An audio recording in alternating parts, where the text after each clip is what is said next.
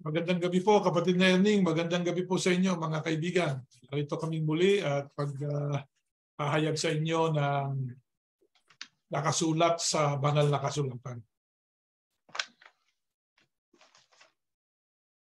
Tayo ay muling nag-iimbita sa ating mga kaibigan at ating mga kapatid na daluhan ang ating patuloy na paghahayag ng mga salita ng Panginoon Diyos.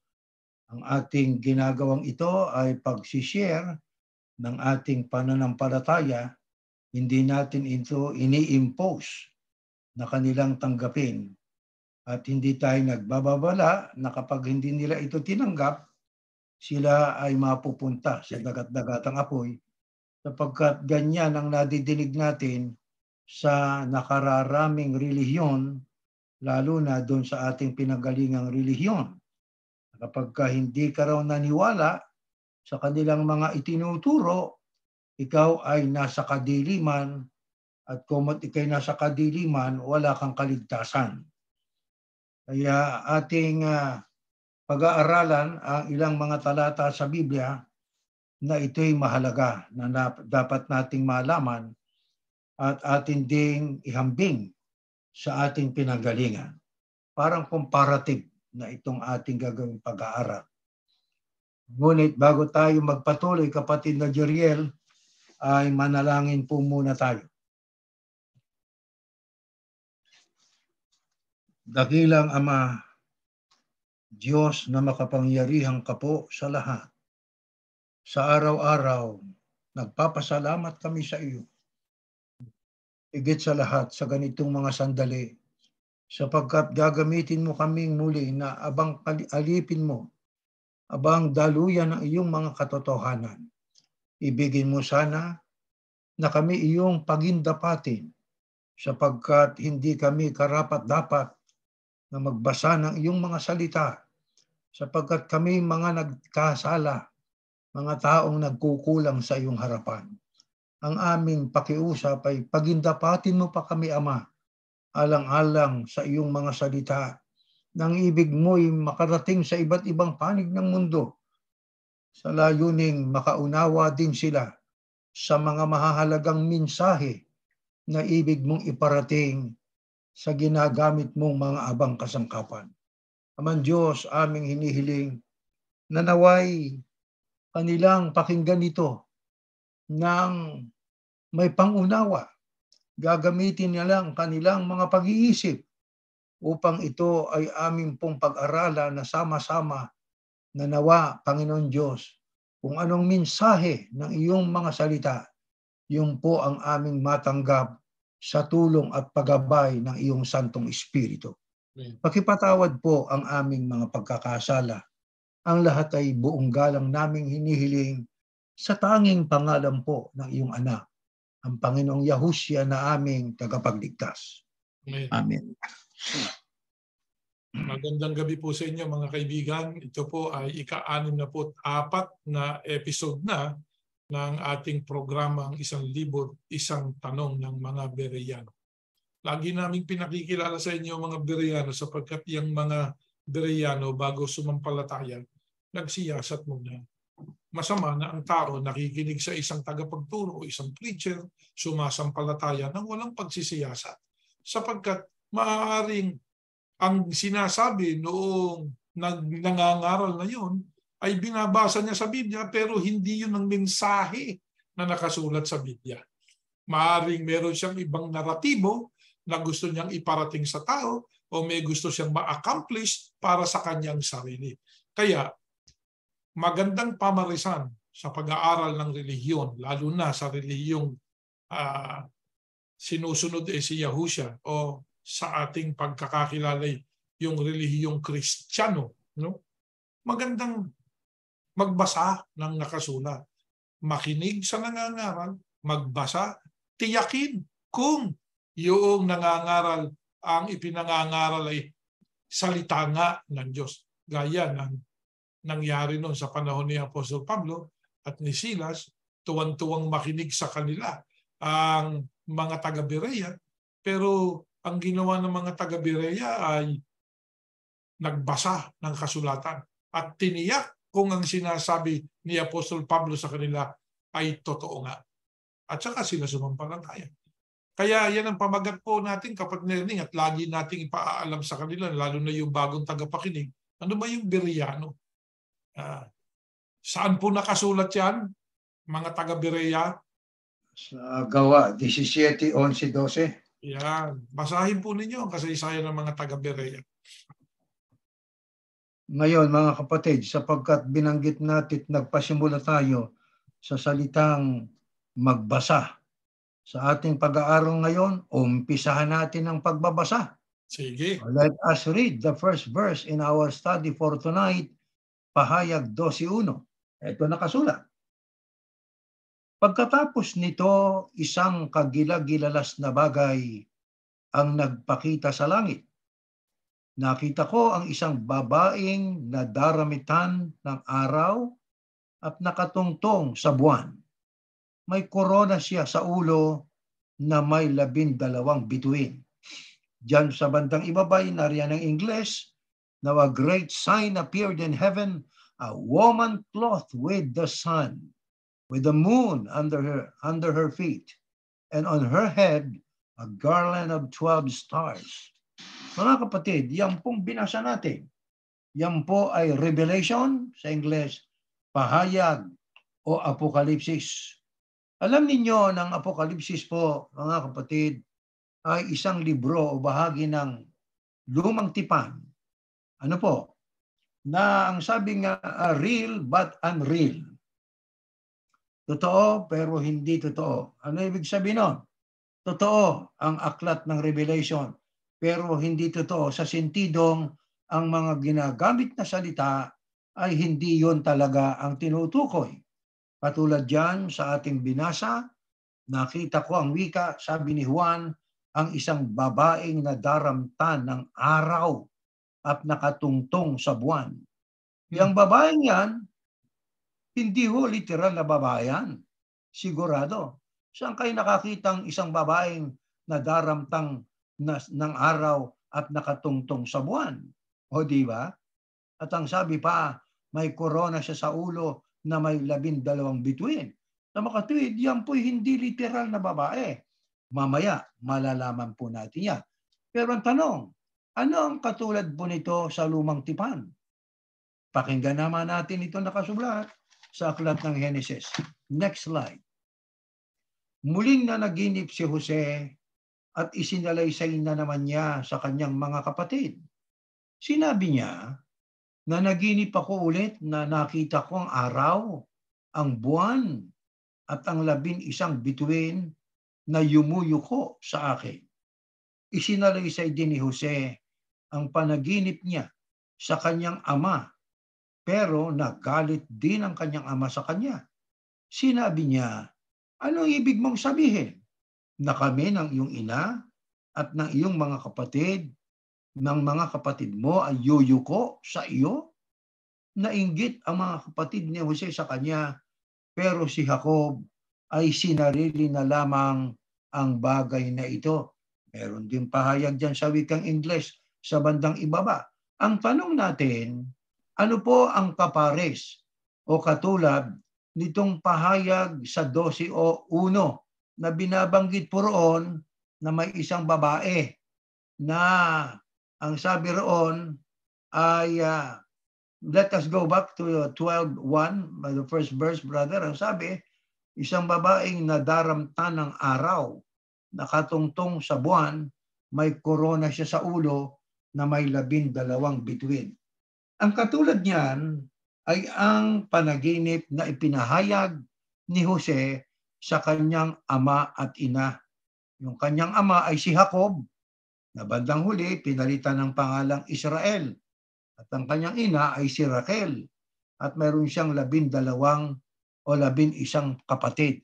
So, mga kapatid, ang 12 bituin na binabanggit po dyan sa 12:1 ng pahayag, yan po ay tumutukoy sa 12 tribo o angkan ng Israel. At ang babae po riyan ay ang bayang Israel. Kaya ating mapapansin na ang pahayag doon sa 12:1 ng Apokalipsis o pahayag ay relatibo sa lumang tipan. Isipin ninyong eksaktong-eksakto. Yung araw ay tumutukoy sa Ama at ang buwan ay sa Ina at yung 11 kapatid, pati si Jose, 12, 12 tribes of Israel. Kung ganon, mga kapatid, ang tinutukoy na babae po riyan sa Apokalipsis 12:1 ay ang Israel. Tatandaan po natin yan. Ngayon, ano pa ang dagdag na pahayag na ang tinutukoy na babae ay hindi literal na babae, kundi symbolikal na yan ay sumisimbolo sa bayang Israel. Next slide. Pahayag 12:2-5. Manganganak na siya, kaya dumadaing siya dahil sa matinding sakit. May isa pang kagilagilalas na bagay akong nakita sa langit. Isang malaking pulang dragon na may 7 ulo at 10 sungay na may korona sa bawat ulo. Tinangay ng buntot niya ang 3 bahagi ng mga bituin sa langit at itinapon sa lupa. Tumayong dragon sa harap ng babaeng manganganak na upang lamunin ang sanggol sa oras na isilang ito. At nanganak nga ang babae ng isang sanggol na lalaki na siyang maghahari sa lahat ng bansa sa pamamagitan ng kamay na bakal. Hindi nakain ng dragon ang sanggol dahil inagaw agad ang sanggol at dinala sa Diyos doon sa kanyang trono. Ano pa ang dagdag na pruweba sa Biblia? Nang binabanggit po roon sa Apokalipsis o pahayag 12:1 na babae, ay hindi po literal na babae, kundi ito'y symbolikal na ito'y tumutukoy sa Israel. Diyan po sa ating mga binasa, ang sabi, yung babaeng yun ay manganganak. Dumadaing siya dahil sa matinding sakit. At ang sabi, may isa pang kagilagilalas na bagay akong nakita sa langit. Sabi sa pangitain ni Juan sa Patmos. Ano yung kanyang nakita? Isang malaking dragon na may 7 ulo at 10 sungay na may korona sa bawat ulo. Tinangay ng buntot niya ang wika, ang 3 bahagi ng mga bituin sa langit at itinapon sa lupa. Ngayon ang sabi rito, tumayong dragon sa harap ng babaeng manganganak na upang lamunin ang sanggol sa oras na isilang ito. At nanganak na ang babae ng isang sanggol. Na anong sabi? Lalaki ang naging anak. Ano mangyayari dito sa lalaking sanggol na ipanganganak na babae? Siyang maghahari sa lahat ng bansa sa pamamagitan ng kamay na bakal. Hindi nakain ng dragon ang sanggol dahil inagaw agad ang sanggol at dinala sa Diyos doon sa kanyang trono. Mga kapatid, alam natin, alam po natin ang katotohanan na ang babaeng si Maria ay nanganak kay Yahushua. At totoo rin na si Yahushua ay anak ni David mula sa tribo ng Huda. Angkan ni Huda na mula rin yan sa bayang Israel. Kaya sa isang sentido, ang Israel po ang nanganak o ang Israel ang naglabas o ang nagluwal kay Yahushua. At ayon po sa Biblia, ang isang anak na lalaki na yan ay maghahari sa lahat ng mga bansa sa pamamagitan ng kamay na bakal. Tanong, sa anong nakasulat sa versikulo 5? Ang sabi doon, ang anak na babae ay isang anak na lalaki na maghahari sa lahat ng mga bansa na may kamay na bakal. Inagaw, kaya hindi nakakuha ng dragon sapagkat inagaw, dinala sa trono ng Diyos. Tanong, sino ito? Sino itong hinulaan na ipanganganak ng babae na isang anak na lalaki ayon sa Biblia? 9:11 ng Gawa. Next slide. Ito nakasulat. Ayan. Pagkasabi niya nito, dinala siya pa itaas At habang nakatingin sila sa kanya na pumapaitaas, tinakpan siya ng ulap at agad na nawala sa kanilang paningin. Habang nakatitig sila sa langit, may dalawang lalaking nakaputi na biglang tumayo sa tabi nila na nagsabi, "Kayong mga taga-Galilea, bakit nakatayo kayo rito at nakatingala sa langit? Si Yahushua na inyong nakita na dinala paitaas ay babalik dito sa mundo, at kung paano siya pumaitaas, ganyan din ang kanyang pagbalik." Sino po ang tinutukoy sa ating binasa kanina sa Apokalipsis versikulo 5 sa kapitulo 12? Anak na babae, nanganganak ng isang lalaki na maghahari sa lahat ng mga bansa. Ang tinutukoy ay walang iba kundi ang Panginoong Yahushua, na siya'y dinala sa trono ng Diyos sa langit. Yang pong tagpong yan sa Gawa Kapitulo 1, 9-11 ay tagpo ng ang ating Panginoong Yahushua ay aakyat na sa langit. Siya ay pumaroon sa trono ng ating Panginoon Diyos, nasa kanan ng Diyos. Ngayon, mga kapatid, ang ating tanong ay ito. Anong sabi sa hula? Ang sanggol na ito na lalaki maghahari sa lahat ng mga bansa.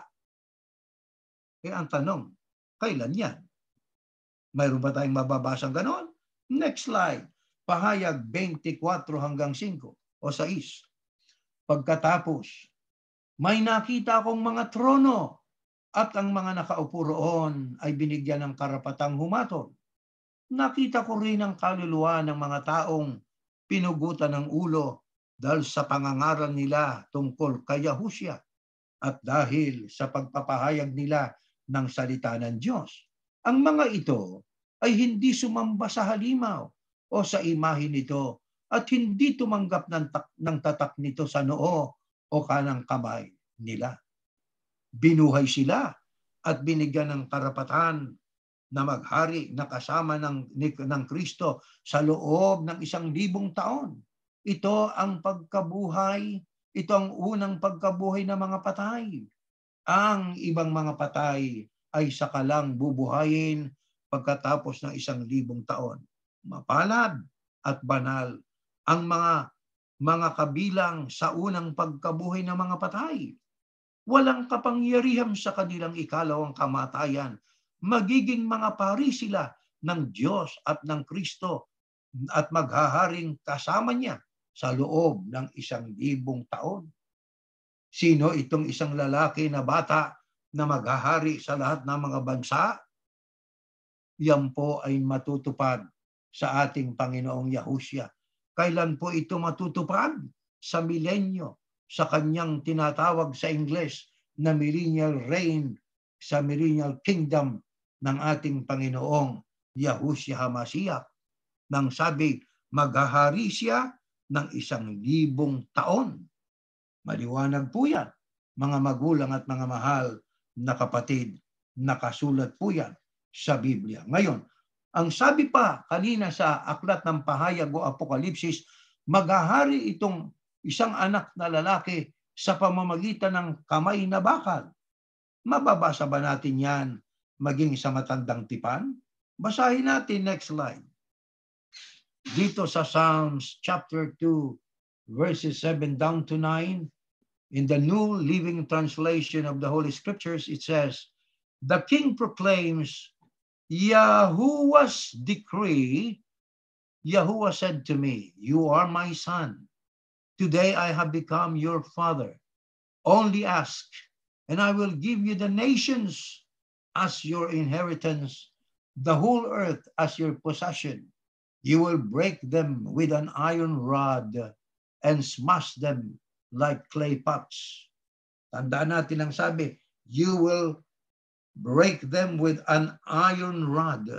So yung isang sanggol na lalaking bata na maghahari sa loob ng 1,000 taon sa mga iba't ibang mga nasyon, sa lahat ng nasyon, natupad po yan ayon sa hula sa ating Panginoong Yahushua HaMashiach. Nang sabi nga riyan, you are my son, Yahuwah said, today I have become your father. Only ask, and I will give you the nations as your inheritance, the whole earth as your possession. You will break them with an iron rod.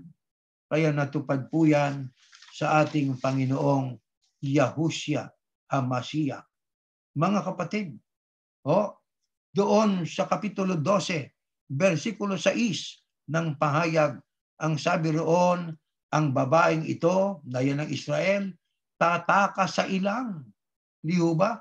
At sila'y aalagaan ng Diyos sa loob ng 1,260 araw. Mga kapatid, mababasa ba natin yan?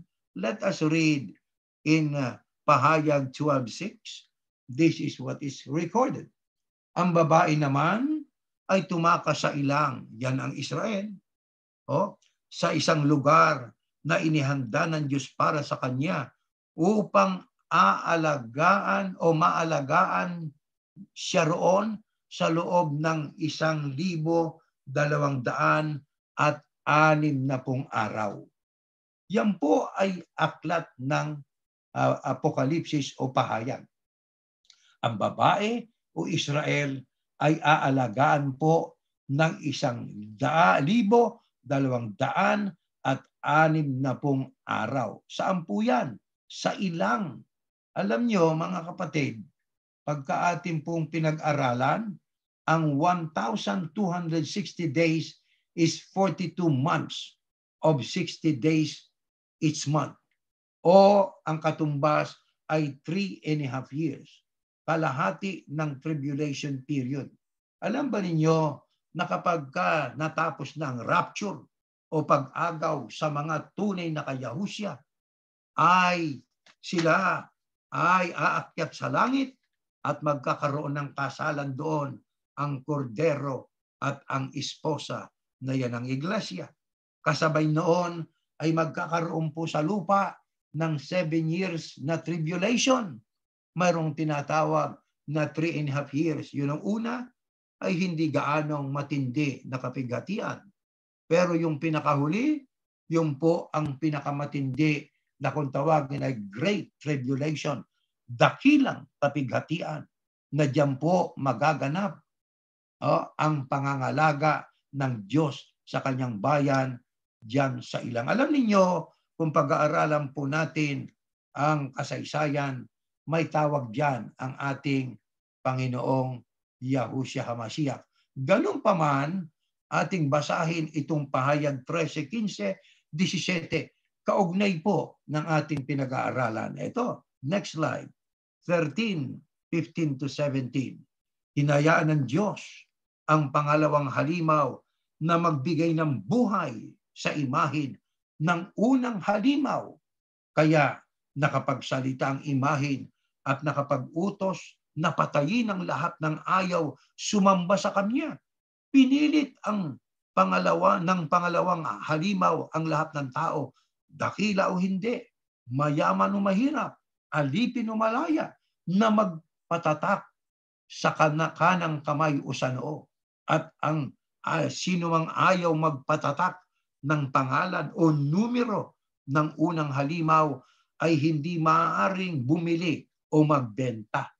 Ayon po sa ating patuloy na pag-aaral tungkol sa Apokalipsis, ano po ang pahayag ng Biblia diyan sa Antikristo? Sapagkat alam ninyo, mga kapatid, tatandaan natin na after the rapture ay magkakaroon ng 7-year tribulation na magkakaroon po ng paghahari itong pinaka-antikristo. Di ho ba? Na ayon nga sa ating binasa, magpapagawa siya ng imahin niya at dapat na ang tao ay sumamba sa imahin niya. Pag hindi ka sumamba, ikaw po ay hindi makabibili at hindi ka pwedeng magbenta, hindi ka pwedeng bumili.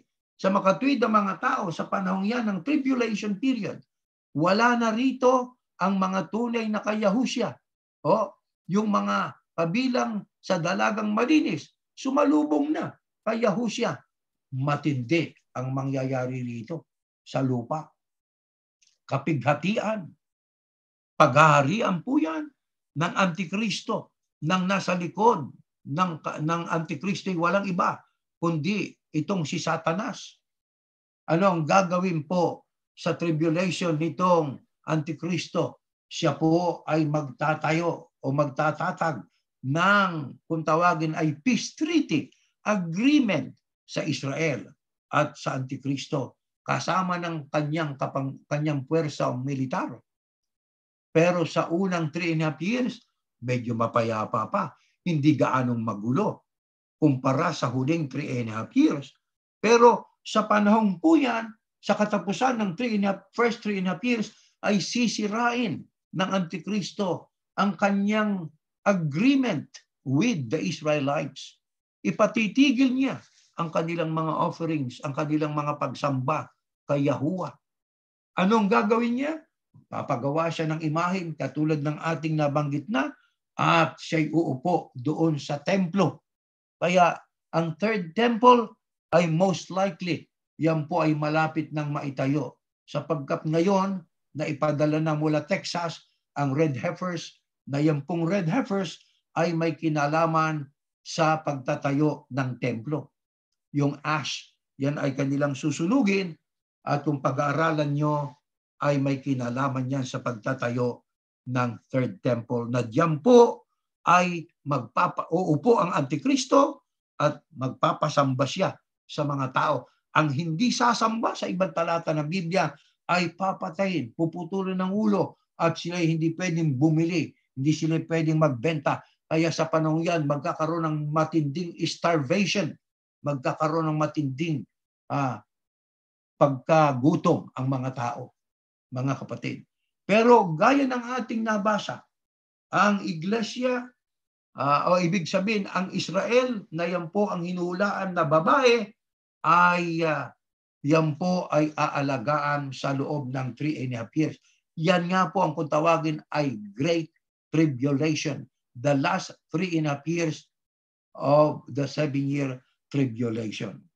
Mga kapatid, saan posibleng tatakas itong Israel o itong babae na hinulaan sa Apokalipsis? Most likely, yan po ay sila'y tatakas doon po sa Petra. Bagaman ang Petra ay hindi binabanggit sa Biblia, pero yan po ay binanggit sa wikang Hebreo dito ho sa aklat ng Isaias. Next slide. Let us read this. Mateo muna, sa Mateo muna. Ang tanong natin, ano ang tawag ng Panginoong Yahushua dito sa gagawin po na pagsira ng Antikristo sa kanyang agreement sa Israel? Na kung saan ang kanyang imahen ang ipasasamba niya. Ang tawag diyan ay ito. Nagsalita si Propeta Daniel tungkol sa kasuklam-suklam na darating na magiging dahilan ng pag-iwan sa templo. Kayong mga bumabasa, unawain ninyo itong mabuti kapag nakita na ninyo na nasa loob na ito ng templo. Sa Mateo ang sabi rito, therefore, when you see the abomination of desolation spoken of by Daniel the prophet standing in the holy place, whoever reads, let him understand. Ang tawag po dyan sa Tagalog, dyan sa pagsira ng Antikristo sa kanyang agreement, peace treaty with Israel, ay tinatawag po yung kasuklam-suklam na darating. Sa Ingles ay abomination of desolation. Kaya tatakas ang babae, yan ang Israel. Aalagaan yan for 3.5 years. Saan sila posibleng tatakas? Sa Petra. Nang ibig sabihin ng Petra ay bato. Wala tayong mababasa sa Biblia na Petra. Pero yan po ay mababasa natin sa wikang Hebreo gaya ng ating mababasa sa Isaias at sa Ikalawang Hari. Next slide. Ito ho, ang nakasulat. Ang mga taga-Moab na nagsitaka sa Sela, yan ang katumbas ng Petra sa wikang Hebreo, Sela, na isang bayan sa ilang. ay nagpadala ng mga batang tupa bilang regalo sa hari ng Jerusalem. Ikalawang hari, si Amasea ang nakapatay ng 10,000 taga-Edom sa lambak ng asin. Nasakop niya ang Sela at pinalitan niya ang pangalan nito ng Hoktiel, at hanggang sa kasalukuyang ito pa rin ang tawag sa lugar. Bagaman ang Petra ng katumbas, ang kahulugay bato, ay hindi natin mababasa sa Biblia, pero ang Sela, yan po ang katumbas ng Petra doon sa lumang tipan. Malamang-lamang na diyan po tatakas ang Israel, na yun po ang babae na hinulaan doon sa Apokalipsis. Aalagaan sila ng Diyos sa loob ng 3.5 years, na yan nga ang huling bahagi ng para makumpleto ang 7-year tribulation. Tanong, anong gagawin ng Diyos sa Israel sa ilang? Pakinggan natin sa aklat po ng Pahayag 12:14. Ayan, basahin natin. Ito nakasulat, ating pakinggan ito mga kapatid. Anong gagawin po?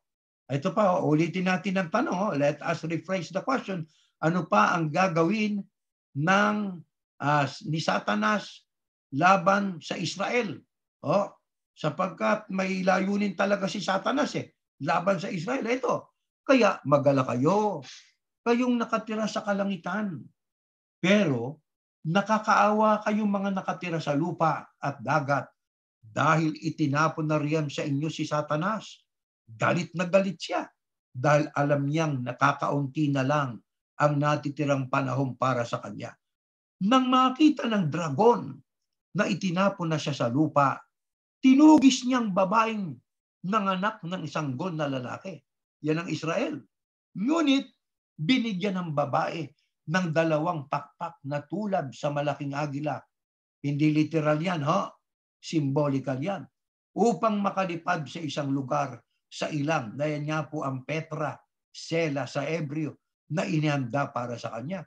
Doon siya aalagaan sa loob ng 3.5 taon. Malayo't ligtas sa dragon. Yan nga ang huling 3.5 years ng 7-year tribulation. Dahil dito, nagbuga ang dragon ng maraming tubig, parang baha, upang tangayin ang babae. Pero tinulungan ng lupa ang babae. Bumitak ito ng malalaki at hinigop ang tubig na galing sa bibig ng dragon. Lalo pang nagalit ang dragon, kaya nilusob niyang iba pang mga anak ng babae. Ito'y walang iba kundi ang mga taong sumusunod sa mga utos ng Diyos at sa mga katotohanang itinuro ni Yahushua. Ano pa po ayon sa banal na kasulatan ang gagawin nitong devil o kaya ni Satanas laban sa Israel? Gusto niyang wasakin ang babae na yan ng Israel. Bakit? Lalo't kakaunti na nga lang ang natitirang panahon niya para maisagawa niyang kanyang maitim na hangarin laban sa babae na yan nga ang bayang Israel. Pero gaya ng ating binasa, symbolical ito, binigyan ng babae, yan ang Israel, ng 2 pakpak na tulad sa malaking agila upang makalipad sa isang lugar sa ilang na inihanda para sa kanya. Doon siya aalagaan sa loob ng 3.5 taon, malayo't ligtas sa dragon. Kaya yan po'y mga pahayag ng aklat ng Apokalipsis, bagamat yan ay symbolical, ngunit madali nating maunawain sapagkat ibinibigay sa atin ng Diyos ang kahulugan. Kaya mga kapatid, bakit ang sabi, galit na galit ang dragon sa babae o sa Israel? Bakit? Ang sabi riyan, dahil sa kakaunti na lamang ang panahon niya.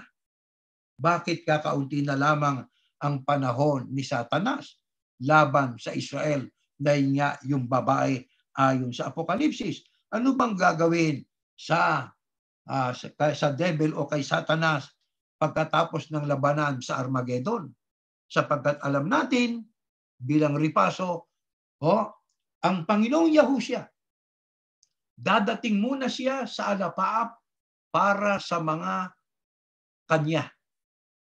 Yan ang kung tawagin natin pag-agaw o rapture. At pagka sila'y nakaakyat na sa langit, magkakaroon ng kasalan doon. Kasabay, magkakaroon ng 7-year tribulation dito po sa lupa, mga magulang at mga mahal na kapatid. At pagkatapos po ng 7-year tribulation, bababa ang Panginoong Yahushua, Kapitulo 19 ng Apokalipsis, kasama ng kanyang mga anghel, nakasakay sa maputing kabayo, kasama rin ang mga pinaging dapat o pinapaging banal, yung mga saints, at titipunin ng lahat ng mga bansa, gaya ng pagtitipon at pagbubukod ng pastol sa mga tupa at kambing. Ang mga taong nasa kanang itinuring na tupa, ang sabi, manahin ninyo. Manahin ninyo ang kahariang nakahanda sa inyo. Sa kaliwa naman ay pasaapoy, yung mga kambing. Yung po ay verdict. Yung po'y paghatol. Hatol po yun, Pero the execution will be later. Will be in the future. Pero may verdict na. Ngayon, pagkatapos po na matipon niya ang mga bansa, gaya ng pagbubukod-bukod ng pastor sa mga tupat kambing, may hatol na, may verdict na, sa kanan magmamana, sa kaliwa ay pasaapoy. Pero inuulit natin, the execution is in the future. Saka lang magkakaroon ng digmaan sa Armageddon na sa ihip ng ating Panginoong Yahushua ay malilipol sila. At pagkatapos po niyan ay bababa ang isang anghel mula sa langit. Ano mangyayari? Let us read that. Pahayag 20:1-3 down to 10 and also 10. Pagkatapos nito, may nakita kong anghel na bumababa mula sa langit. Sabi ni Juan sa Patmos, pangitain niya ito. May bumababa na isang anghel mula sa langit. May hawak siyang susi ng kailaliman at may malaki siyang kadena. Dinakip niya dragon, ang ahas nung unang panahon na tinatawag na Diablo o Satanas, at saka iginapos ng kadena sa loob ng 1,000 taon. Tandaan ninyo, ang paghahari ni Yahushua ay 1,000 taon. Si Satanas naman ay gagapusin, dadakpin ng isang anghel galing sa langit, at siya po ay igagapos ng kadena sa loob ng 1,000 taon. Anong mangyayari? Inihulog siya ng anghel sa kailaliman, sa kaisinara at sinusian, at tinatakan pa ang pintuan nito upang walang mangahas na magbukas. Ikinulong siya upang hindi makapandaya sa mga tao sa iba't ibang bansa sa loob ng 1,000 taon. Pero pagkatapos ng 1,000 taon, pakakawalan siya sa loob ng maikling panahon. At si Satanas na dumaya sa kanila'y itatapon sa lawang apoy at asupre, na siya ring pinagtapunan ng halimaw at ng huwad at sinungaling na propeta. Magkakasama silang parurusahan at pahihirapan araw-gabi magpakailanman. Mga kapatid, bakit ang nabasa natin kanina, galit na galit si Satanas sa Israel o sa babae?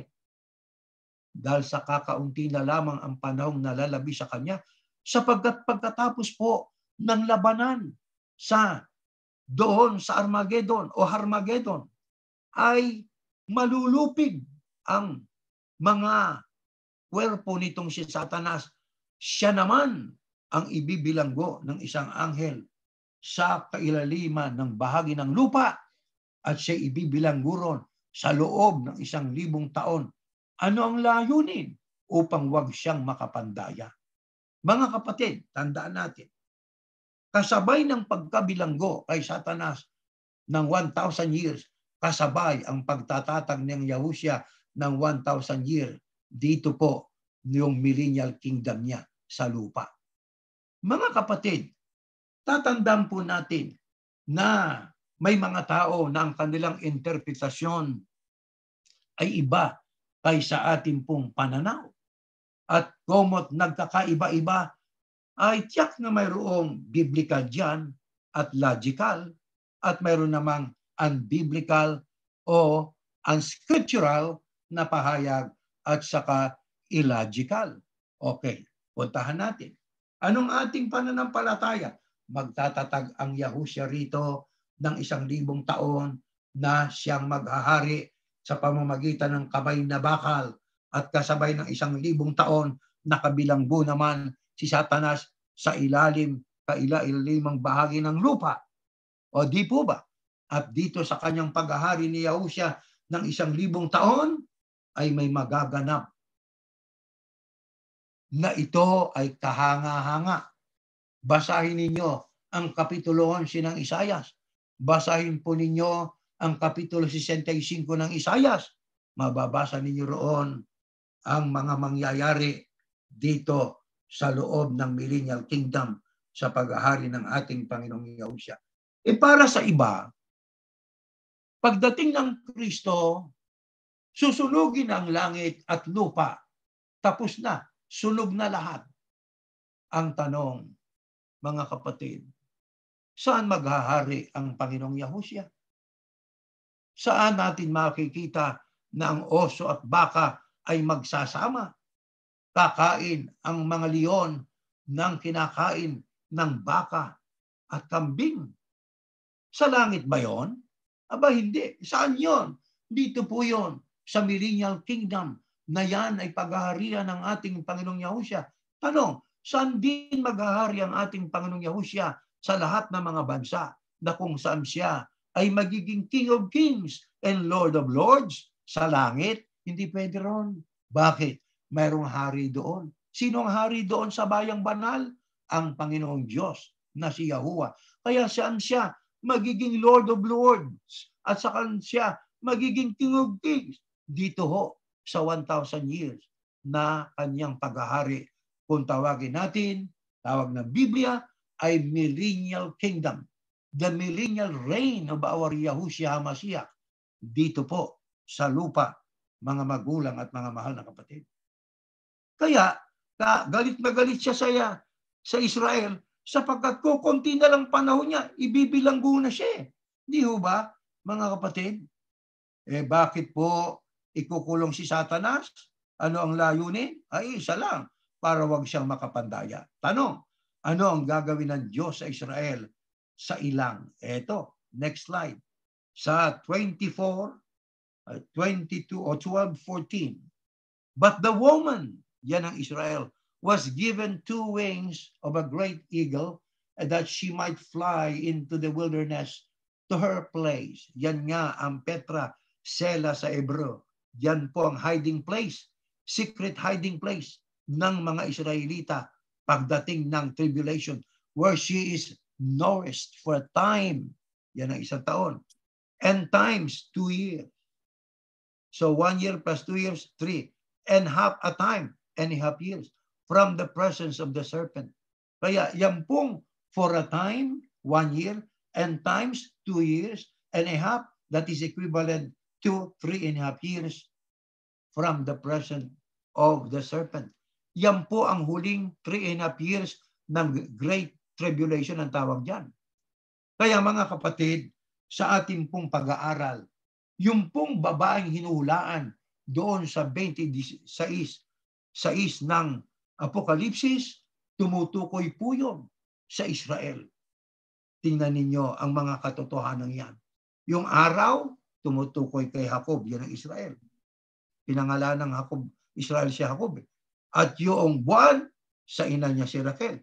At yung 12 tribo, kasama si Jose, yan ang 12 tribes of Israel. Kaya yung babae, ayon sa Apokalipsis, yan po ay ang bayang Israel. Kaya sa pagdating po ng panahon ng tribulation, ang Antikristo kasama ang kasundaluhan ng mga kakampi niya, lulusob po yan diyan sa Israel. At ano mangyayari sa kanilang paglusob? Let me read to you this is not recorded, this is not included in our slide, but I would like to share this with you. Ito nakasulat sa aklat po ng Lucas. Ganito nakasulat. Kapag nakita ninyong napapaligiran na ng mga sundalo ang Jerusalem, kasi aatake nga yan eh. Aatake yung Antikristo sa Jerusalem, mga kapatid. Kaya ang sabi rito, kapag nakita ninyong napapaligiran na ng mga sundalo ang Jerusalem, malalaman niyong malapit na itong mawasak. Kaya ang nasa Judea ay dapat nang tumakas papunta sa kabundukan. Yan nga ang Petra. Sa Ebreo, Sela. At ang mga nasa Jerusalem ay kailangang umalis agad. At ang mga nasa bukid naman ay wag nang bumalik pa sa Jerusalem. Bakit babalik? Napapaligiran na ng mga sundalo kasamang Antikristo. Alam nyo, sa puntong yan, diyan po bababa ang ating Panginoong Yahushua para po saklolohan ang Israel. Di ho ba? Kaya magkakaroon ng labanan sa Armageddon. Hindi bababa ang Yahushua sa sentral o sa diliman. Hindi.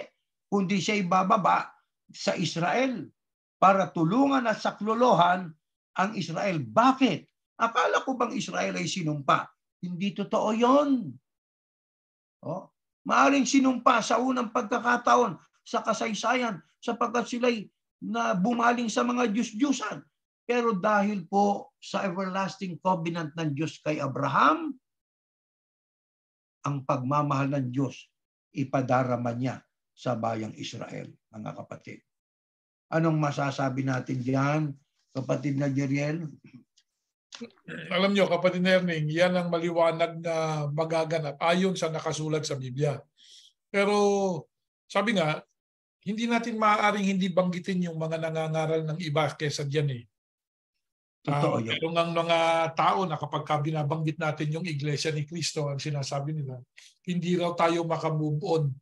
Hindi, may pinagawa ang Diyos sa Iglesia eh. Ang ipinagawa ng Diyos sa Iglesia sa mula pa ng sugo ay ipahayag ang kanyang mga salita at ang buong katotohanan. At yung mga maling aral, tatagpasin yan ng mga salita ng Diyos eh. Pati kakuluan ng mga sumampalataya dyan, matatagpas, sabi ng Biblia eh. Sapagkat ang salita ng Diyos ay matalas pa sa tabak na may 2 talim. Kaya, didikdikin mong durog eh. Yung mga maling paniniwala, yung maling pananampalataya, yung maling pangangaral. Kaya, isa na dyan ang Iglesia ni Cristo ngayon sa didikdiking durog. Bakit? Sa simula, siya ang hinulaan. Pero naganap nga yung sa Isaias sa 24, nagkaroon ng pagtataksil. Pero ang iglesyang yan, nakarating sa kanluran. Yung nasa kanluran na nanggaling sa silangan, ayon sa hula ni Isaias, sa 24 ng Isaias, yun ang magpupuri sa Diyos. At yun din ang i-rename ng Diyos. Yun nga tayo, kapatid na Ernie. Yan ang ating sinasampalatayanan ngayon. Ngayon, yung babae na tinutukoy dyan, dalawa kasi yung babaeng sinasabi. Yung iglesia, tinulad din sa babae. Tama. Di ba? Pero anong uring babae yung iglesia? Yung ihaharap ni Yahushua sa kanyang ama. Babaeng malinis o dalagang malinis. Wala dito yan sa lupa ngayon. Yung ibang religion, nagkiklaim, ito yung babaeng malinis. Hindi naman malinis yung organisasyon nyo. Daming ang karumal-dumal na nangyayari dyan. Paano naging malinis yan? Kaya, yung bubuo sa babaeng malinis o dalagang malinis, yun yung mga ni-rapture. Tama. Yun yung mga ni-rapture. Ngayon, sinasabi nila na, yun nga, maghahari daw si Yahushua doon sa loob ng bayang banal.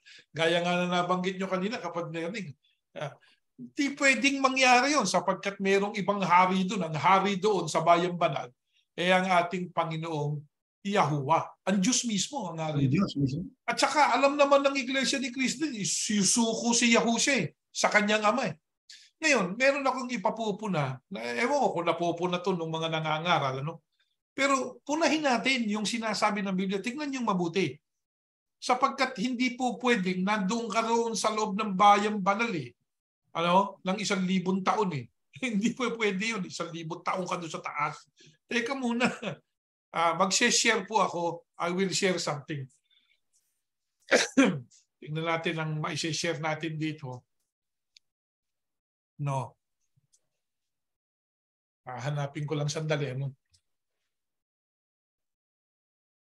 Ayan, ma-share ko to sa kanila. Share natin ito. Ayun. Nakikita natin Revelation. Yes. O kaya Apocalypse yan. Apocalypse sa Tagalog Tagalog na natin babasahin Ayan po sa 2. Anong nakasulat dyan sa 2? O, lalagyan pa natin ng Ayan, nababasa po ba? Yeah. At nakita ko, sabi ni Juan ito, ang bayang banal, ang bagong Jerusalem, na nananaog mula sa langit buhat sa Diyos. O ito, mag-isip tayo, Gamitin natin common sense natin. Kung ikaw ba nandoon, ito bang mundo? O itong mundo, nandito tayo nakasakay sa mundo di ba? Kapatid na Ernie. Nararamdaman mo bang kumikilos ang mundo? Hindi. Hindi, nag-iiba lang yung liwanag tsaka nawawala, nagiging dilim, di ba? Tama. Hindi mo nararamdaman kumikilos ang mundo. Hindi mo rin nakikita na kumikilos ang mundo. Ganun kalaki yan Ngayon, yung bayang banal, malaki yan Kung nandun ka sa loob, hindi mo mararamdaman kung bumababa na yan. Mag-isip nga yung nagtuturo niyan na nandun daw sila sa bayang banal, bababa. Ayan, sabi dito ni Juan, nakita ko. Paano niya nakita? Yung bayang banal. Saan siya? Malayo siya doon sa bayang banal, kaya nakita niya Anong nangyayari doon sa bayang banal? Sabi diyan, bagong Jerusalem, nananaog mula sa langit. O kung nakita ka kapatid na Eding, nananaog mula sa taas. Nasaan ka? Praktikal lang. Isip lang. Praktikalidad. Nandito ka sa lupa. O di ba? Nandito siya sa millennial kingdom.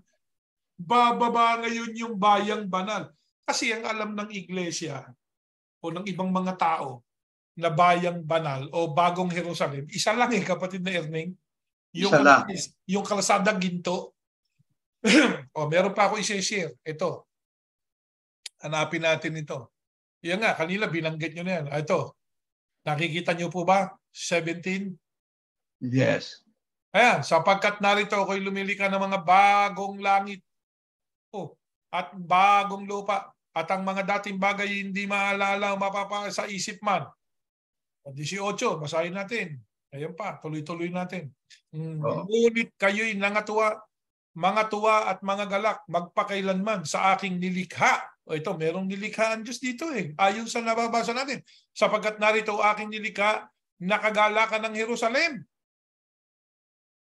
Yan ang gagawin ng Diyos. Lilikhain niyang kagalakan ng Jerusalem at kaligayahan ng kanyang bayan. At ako'y magagalak sa Jerusalem at maliligaya sa aking bayan. At ang tinig ng iyak ay hindi na maririnig pa sa kanila o ang tinig man ng daing. Kasi nga nakarating na sila doon. Alam niyo, yun yung pinag-uusapan natin kanina. Nag-iiyak na Israel dahil inaapi sila Inaapi sila. Diba? Ito yung sinabi ng Diyos. Hindi na magkakaroon mula ngayon ng sanggol na mamamatay. Ba sa loob ba ng bayang banal mangyayari yan? Sabi dyan, maliwanag sa 17. Bagong langit, bagong lupa. Yan ba yung Holy City na bumababa? Hindi yan. Mag-isip nga, yung mga ministrong patawa-tawa pa dun sa kanilang programa na pinagdidiinan na yung kanilang pananampalataya. Ito, na-consider nyo ba itong talatang ito, mga ministro ng Iglesia ni Cristo? Na-consider nyo ba ito? Nabasa nyo ba ito? Baka hindi pa nila nabasa ito, kapatid na Ernie. Palagi ko. Baka kung nabasa man, iba pagkaintindi. Tama, hindi na magkakaroon mula ngayon ng sanggol na mamamatay o ng matanda man na hindi nalubos ang kanyang mga kaarawan. Iyan ang mangyayari doon sa bagong langit, bagong lupa Sa bagong langit, bagong lupa, may kamatayan pa ba, kapatid na Erning? Doon sa bayang-bayang, wala na. Wala na rin Kaya itong bagong langit, bagong lupang ito yung may kamatayan pa rin. Hindi nyo ba naiintindihan yan? Mga ministro pa naman kayo, pero hindi nyo naiintindihan yung sinasabi ng Biblia? Huwag kayo magdaramdam. Hindi nyo kasi nabasa to Una, hindi ititinuro sa atin. Hindi ba? Ngayon, itinuturo ng Diyos sa ating lahat. Kaya kung meron kang paniniwala noon na taliwas ngayon dito, abay magbago. Tuloy natin. Di ba? Tuloy natin. Sapagkat ang bata ay mamamatay na may isang, tuloy natin, matanda man na hindi na lubos ang kanyang mga karawan, sapagkat ang bata ay mamamatay na may 100 taong gulang, at ang makasalanan na may 100 taon, ang gulang ay susumpain. At sila'y mga tatayo ng mga bahay. Teka muna, doon sa Bayang Banal, may mansion na sabi ni Yahusay. Ito, magtatayo pa lang Nakita nyo? At ang mga yaoy kanyang tatahanan, at sila'y mga uubasan at magsisikain ng bunga niya. May magtatanim pa. Sa Bayang Banal, isang punong kahoy lang doon, namumunga ng 12 bunga, di ba? Sa bawat buwan. Kaya hindi ito, itong tinutukoy hindi ito yung holy sitting bababa. Ito iba ito yung millennial kingdom ni Yahusha. Dito siya magiging hari ng mga hari. Ito may sense. Kasi yung sense ng iba, sensitivity lang sensitive kayo pag pinupo na kayo. Di ba? Sensitive lang kayo pero wala kayong common sense. Ito, gamitin natin yung ating common sense. Huwag kayo magdaramdam. Kaya ganito kami magsalita para gumising yung iba. Teka muna. Paniwalang-paniwala ka dyan sa itinuturo mo. Sabi nga, pag kinwestiyon mo, nagko-collapse. Ito, paano ngayon to? Tapos sabi pa ni Juan, nakita ko ang Bayang Banal. Nandito siya sa millennial kingdom Di ba? Nung makita niya yung Bayang Banal na bumababa mula sa Diyos. May sense? Yes. Kaya yung paliwanag ng iba na ang 1,000 taon daw na paghahari ni Yahusha sa loob ng Bayang Banal, siguro sa inyong paniniwala, yan nga. Pero kami hindi namin pinaniniwalaan sapagkat may mga talatang katulad nito na nababasa tayo na hindi tumutukoy doon sa paniniwala ng iba. Okay, hindi umaangkop, kapatid na Erning Nagiging nonsense yung sinasabi nila Di ba? Kaya sabi nga ng Biblia, kailangan you have to get a stout common sense Kailangan kumuha ka gamitin mo yung common sense mo sa pag-aaral ng mga salita ng Diyos Kasi nga, ng pagtuturo, merong itinuro nila gano'n na hindi ko pa maintindihan, kapatid na Erning, sabi nila kasama daw sila doon sa unang bubuhaying maguli, na ang tawag doon ng marami ngayon at mababasa natin sa Amplified Bible, yung first resurrection is also called the rapture. No? Nasabi nung ibang mga religion, kasama sila doon. Tapos sila pa yung tupa sa araw ng paghuhukom. Nonsense Nakita nyo? Ang nakasulat sa Biblia, bababa ang Panginoon kasama ang mga anghel, kasama ang mga laksa-laksang mga banal. Saan po natin mababasa yon? Sa Kapitulo 19 yun. Ng Tadeo. Di ba? Apocalypse, Sa Tadeo. Sa Tadeo. May nakasulat sa Tadeo, di ba? Yeah. Na siguro mabuti hanapin natin sa Tadeo yan. Yang ang Tadeo kasi Judas Isa lang naman ang niyan Isa lang naman yan. Yan ay si Judas Tadeo. Isa lang naman yan sa 14 At ang mga ito naman, ito yung 14 Ayan. At ang mga ito naman hinulaan ni Enoch na ikapito sa bilang mula kay Adam, na nagsabi, narito dumating ang Panginoon. Pagdating na ng Panginoon, nakasama ang kanyang mga laksa-laksang banal Yan yung ni-rapture. No? Ano gagawin? Upang isagawa ang paghukom sa lahat. Yan din ang Diyan katumbas. kahaharap, sabi nila, sa araw ng pagdating ng Panginoong Yahusha o ng Panginoong Hesukristo, kung tawagin ng iglesia sila. Yan ang pangalan niya. At Katoliko, pagdating ng paghukom, pagharap natin sa hukuman ng Panginoong Hesukristo, sabi nila, no? Tayo yung tupa. Yung hindi iglesia, kambing. Hindi nyo ba naisip pagka doon kayo haharap, hindi kayo kasama doon sa bumaba na kasama ni Yahusha? At tingnan nyo mabuti. Pag-aralan nyo yung nakasulat na talata. Di ba, kapatid Ernie? Totoo yan. Sabi dito bababa ang Panginoon. May kasama ang Panginoon. Kasama yung laksa-laksang banal. Oh, sino yun? Yung mga ni-rapture. Yun yung mga unang Binoy na maguli. Ano gagawin ng Panginoon? Magsasagawa ng paghuhukom. Oh, sa araw ng paghuhukom yan. Sabi ng Iglesia ni Cristo, at sabi ng maraming tao, I will be saved on the day of judgment. And there you go. You are not included amongst those saints who went down with Yahusha. Hindi kayo kasama doon. Nandun kayo sa baba. Nandun kayo sa baba. Huhukuman kayo. So, can you see it? Sana po yung mga nakikinig, lalo na yung mga kapatid namin dati sa Iglesia ni Cristo, ito yung pagpapatuloy ng labanan Di ba? Kasi nga may pagtalikod na naganap. Sa pagtalikod na yan, nagtira ang Diyos ng napakakakaunting labi na ang trabaho nun, ipaalam ito. Ituro ang buong katotohanan. Sapagkat yung mga tumalikod para sa amin, yun yung sumama dyan sa pinuno na itinalikod ang bayan. Mabuti na lang, may natira. Kaya yung ating sinasabi nung araw, kapatid na Erning, hindi na matatalikod ang iglesia. Hindi na matatalikod na ganap. Kulang May matatalikod. Ano yung individual? Ganong karami natalikod? Marami. Ganong karami natira? Kakaunti, sabi ng Biblia. Bakit?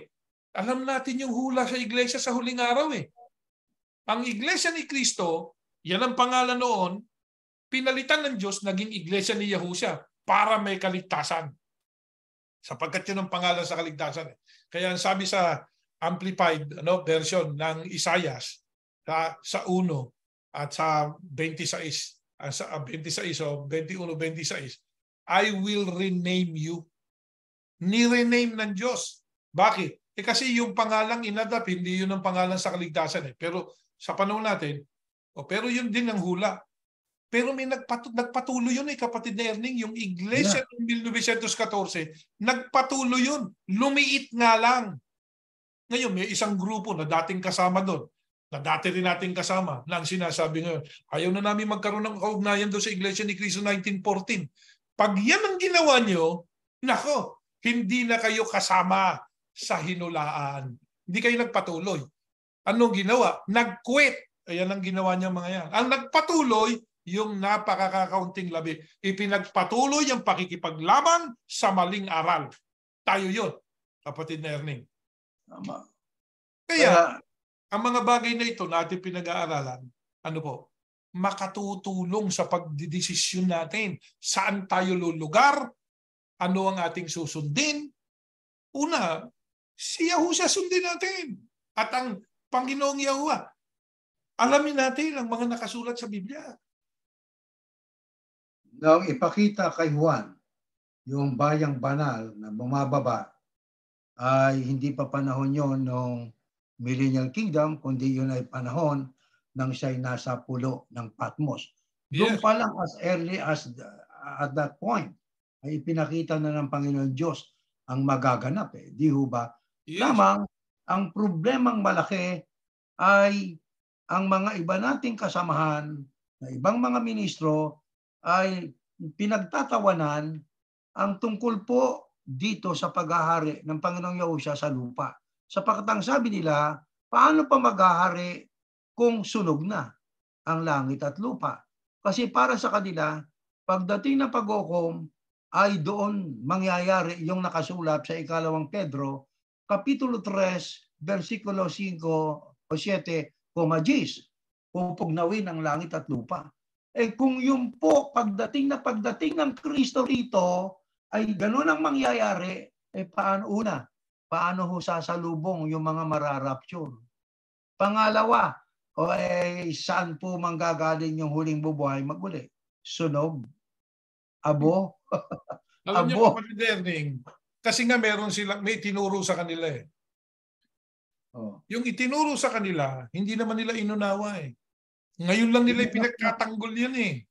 Bakit ipinagtatanggol yan ng mga ministro? Tatanggalan ka ng karapatan pag hindi mo sinabi yung dapat mo sabihin eh. Totoo hindi. Takot ka dyan sa pinuno nyo. Yun lang yan eh. Di ba? Kaya, alam nyo, parang parang fake news na ngayon. Yeah. Pagka nagsabi ka ng totoong news, tanggal ka eh. Yan ang nangyayari sa mundo ngayon. Pati pang religion, ganyan na rin. Nagtuturo yung mga ministro, hindi naman ang pananampalataya nila. Pananampalataya ng isang tao. Hindi nila kinwestiyon yun eh, yung tao na yun eh. Ni tayo man, nung nandun tayo, kinwestiyon ba natin yung namiminuno sa atin? Hindi, panay sunod lang tayo. Oo, sunod lang tayo ng sunod. Kaya, ang ginawa ng Diyos, ipinakita sa atin ang malaki nilang pagkakamali. Paano yun? Hindi natupad yung pangako ng Diyos na pagpapalain hanggang sa ikatlo at kaapat na saling lahi. May nangyari. May nangyari. So yung pangyayari niyan, something went wrong. Something they did that God does not actually appreciate.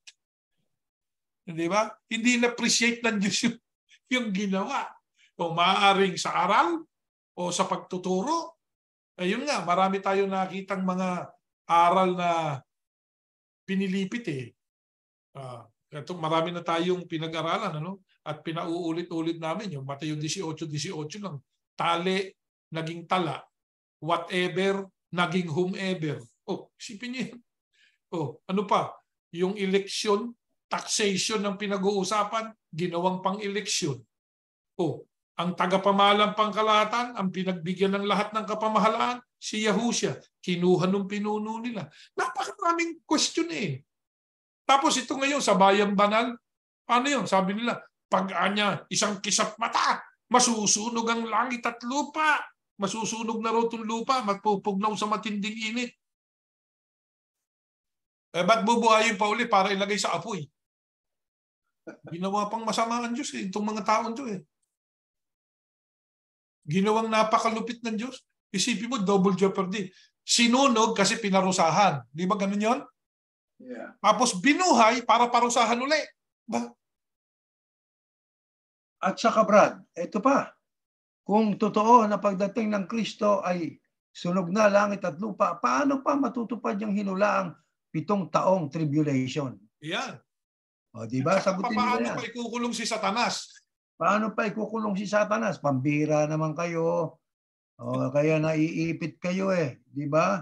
Yeah. Ngayon, kapatid na Jeriel, puntahan naman natin kung kanilang sinasabi. Ito'y tandang-tanda ko noon. Bakit po si ganito ay bago lang yan pero siya ay namamahala na? Kasi brother, mayroong mga nauunang nahuhuli. At mayroon namang mga nahuhuling nauuna. Doon nila ina-apply yun eh. Kapatid na Jeriel. Bueno, basahin natin yan sapagkat may nagtatanong sa atin. Ano ang pagkaintindi ninyo? Anong mensahe ng Mateo 20:16? Let us read this verse. Abtag 20:16. Aklat po ni Mateo. Babasahin natin. But the woman, ito po sa 16. Kaya't ang mga unay, mga huhuli, at ang mga huli ay mga uuna. Sa English, so those who are last now will be first in the future. And those who are first now will be last in the future. Kapatid na Jeriel, yan pong talatang yan, buhay na buhay sa ating alaala, inia-apply yan pagka may napopromote na bata. Bataang wika ito na promote. Kasi yan ang nakasulat eh. Ang mga mayroong nauunang nahuhuli, mayroong nahuhuling nauuna. Ang tanong natin, yan nga ba ang mensahe? Diyan sa Kapitulo 20 ng Mateo? Uunahan na natin, kapatid na Jeriel. Una, first of all, yan pong Kapitulo 20 ng Mateo ay hindi literal. Yan po ay isang talinghaga. Yan po ay isang parabola. Na ano ibig sabihin? Mayroong kwento na tayo ay may makukuhang magandang aral. Alam nyo, diyan po, pagka atin pong ito, konsidera ito, kapatid na Jeriel, diyan po ay binibigyang diin ng ating Panginoong Yahushua ang katotohanan sa talinghaga tungkol sa mga manggagawa o trabahador sa ubasan. Isang kwento na idinisenyo upang ilarawan ang mga unay, mayroong mauunang mahuhuli at may mga huli na mauuna. Tanong, anong ibig sabihin ng ating Panginoong Yahushua diyan sa may mga nauunang mahuhuli at may mga huling mauuna? Una, hindi nagtuturo ang Kristo na para tayo makarating at mauna tayo sa langit, kailangan maging mahirap ka sa buhay na ito. Hindi ho, itinuturo ng ating Panginoong Yahushua yan dyan. Pangalawa, ang mayaman ay hindi laging mangahuhuli sa langit. At ang mga mahirap ay hindi palaging mauuna sa langit. Dito po ay sinabi ng Panginoong Yahushua sa mga tumanggi sa alok ng mundo para makasunod sa Kanya na ito ang hindi magagawa ng binatang mayaman. Mabasahin natin ito para lalo tayong mabigyan ng ayuda at maintindihan natin ito. Basahin natin, ang binasa natin 2016, puntahan natin ang naunang mga konteksto. Kapitulo 19. Eto, at narito, lumapit sa kanyang isa at nagsabi, Guro, anong mabuting bagay na gagawin ko upang ako'y magkaroon ng buhay na walang hanggan? At sinabi niya sa kanya, bakit mo itinatanong sa akin ang tungkol sa mabuti? May isa na siyang mabuti, datapwat. Kung ibig mong pumasok sa buhay, ingatan mo ang mga utos. Sinabi niya sa kanya, alin-alin. At sinabi ni Yahushua, huwag kang papatay, huwag kang mangangalunya, huwag kang magnanakaw, huwag kang sasaksi sa di katotohanan. Igalang mo ang iyong ama at ang iyong ina, at iibigin mo ang iyong kapwa na gaya ng iyong sarili. Sinabi sa kanya ng binata, ang lahat ng mga bagay na ito ay ginanap ko. Ano pa ang kulang sa akin? Sinabi ni Yahushua o sa kanya ni Yahushua, kung ibig mong maging sakdal, pumayo ka at ipagbili mo ipagbili mo ang tinatangkilik mo at ibigay mo sa mga dukha at magkakaroon ka ng kayamanan sa langit at pumarito ka, sumunod ka sa akin. Datapwat nang marinig ng binata ang ganitong pananalita ay yumaon siyang namamanglaw sapagkat siya'y isang may maraming pag-aari. Mga kapatid, pagka ang alok ng mundo ang ating tinanggap, hindi tayo makasusunod kay Yahushua. Sinong halimbawa po niyan? Ito pong binatang mayaman. Ano ang kanyang ginawa? Nagtanong sa ating Panginoong Yahushua. Ano ang kanyang itinanong? Kung paano siya magkakaroon ng buhay na walang hanggan. Sinagot ba siya ng ating Panginoong Yahushua? Opo. Ano ang sabi sa kanya ng ating Panginoong Yahushua? Ang sabi ay, ito dapat mong gawin. Ano yon? Dapat ay huwag kang papatay. Nadinig yon ng binatang mayaman. Ang pangalawa, huwag kang mangangalunya. Sunod, huwag kang magnanakaw. Sunod, huwag kang sasaksi sa di katotohanan. Sunod, igalang mo ang iyong ama at ang iyong ina at iibigin mo ang iyong kapwa na gaya ng iyong sarili. Sinabi sa kanya ng binata, lahat ng mga bagay na ito'y ginanap ko.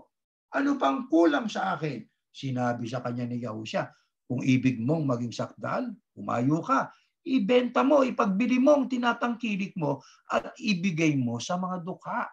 At ano pa nga ako? Magkakaroon ka ng kayamanan sa langit at pumarito ka at sumunod ka sa akin. Sa makatuwid, mga kapatid, una, dapat nating matandaan. Para tayo magkaroon ng buhay na walang hanggan, itanggi ang sarili. Ano ang kasama sa sarili? Ang mga tinatangkilik, ibigay sa mga dukha, sumunod kay Yahushua. Mga kapatid, tatandaan po natin, ang hindi nakikita ng tao, nakikita ng Diyos. Nakikita ng Diyos ang laman ng puso ng tao. Alam niyo mga kapatid, ang mga alagad na sumunod kay Yahushua, ang mga halimbawa ng mga nauna. First, kapag ang ating tinatalakay na sinasagot, may first na nagiging last, mayroong last na nagiging first. Kaya diyan sa ating binasa, ang mga aalagad na sumunod kay Yahushua, yan ang halimbawa ng mga nauna o first. Nagkataon lang na sila po'y mahirap. Pero hindi ang kanilang kahirapan ang naging dahilan kaya sila ang magiging first sa langit. Ang binatang mayaman naman, na hindi maibenta yung kanyang mga ari-arian, na manglaw Nang sabihin ng Kristo, ibenta mo at ipamigay mo sa dukha ang ari-arian mo. Ang binatang mayamang yan, ang halimbawa naman ng huli at nagkataong mayaman siya. Pero hindi ang pagiging mayaman niya ang dahilan kaya hindi siya makakarating sa langit o kaya siyang magiging huli sa langit. Ang sinabi ni Yahushua, may mga unang mahuhuli at may mga huling mauuna, ay may mahalagang mensahe para kay Pedro sa tagpong ito. Dahil marahil naramdaman ng ating Panginoong Yahushua na parang nagmamalaki itong si Pedro. Mabuti basahin natin para lalo nating maintindihan. Ang binasa natin ay 19:16 down to 22. Let's read 19:27 of the same book. Ito, nang magkagayoy, sumagot si Pedro at sinabi sa kanya, narito, iniwan namin ang lahat. Uulitin ko, narito, iniwan namin ang lahat at nagsisunod sa iyo. Ito, pansinin niyo yung tanong. Ano nga baga ang kakamti namin? Nakikita nyo kung ano meron itong si Pedro sa tagpong ito? Ang sabi niya, iniwan namin ang lahat. Nagsisunod sa iyo. Ano nga baga ang kakamti namin? Pag binasa nyo sa English, then Peter answered and said to him, see, we have left all and followed you. Therefore, what shall we have? Isipin nyo, huwag nating sabing hindi kilala ni Pedro si Yahushua, ang kausap niya. Ang tanong niya ay para siyang kampante na sa kanyang ginawa Na ano? We left all and followed you. Parang ang pinanghawakan niya, yung effort niya, yung sakripisyo niya, na kanyang itinanggi yung kanyang lahat. We left everything and we followed you. At ang the following question is that, therefore, what shall we have? Tinanong niya si Yahushua. Ay dapat kay Pedro, ang kanyang kasapat at kanyang kasiyahan ay kay Yahushua. Hindi po sa sarili niyang sakripisyo nang sabi niya, we left all. Therefore, what shall we have? Kausap mong ang Savior mismo, tatanungin mo ng ganon? Bakit po ginamit ni Yahushua ang terminong may nahuhuling nauuna at may nauunang nahuhuli? Mga kapatid, mga kapatid, basahin natin ang parabola para ating makita ang kabuuan niyan. Next slide. Pakibasa kapatid na Jared, mahaba-haba po ito. Ayan. Sapagkat ang kaharian ng langit ay tulad ng isang tao na puno ng sambahayan, na lumabas pagka umagang-umaga upang umupa ng manggagawa sa kanyang ubasan. At na makipagkasundo na siya sa mga manggagawa sa 1 denaryo, sa bawat araw ay sinugo niya sila sa kanyang ubasan. At siya'y lumabas ng malapit na ang 3 oras at nakita ang mga iba na sa pamilihan na nangakatayong walang ginagawa. Walang ginagawa. At sinabi niya sa kanila, magsiparoon din naman kayo sa ubasan at bibigyan ko kayo ng nasa katwiran. At nagsiyaon ng kanilang lakad sa ubasan. Lumabas siyang muli nang malapit na ang mga oras na ika-6 at ika-9 at gayon din ang ginawa. At lumabas siya ng malapit na ang ika-11 oras at nakasumpong siya ng mga iba na nangakatayo at sinabi niya sa kanila, bakit kayo nakatayo rito sa buong maghapon na walang ginagawa? At sinabi nila sa kanya, sapagkat sino mo'y walang umuupa sa amin?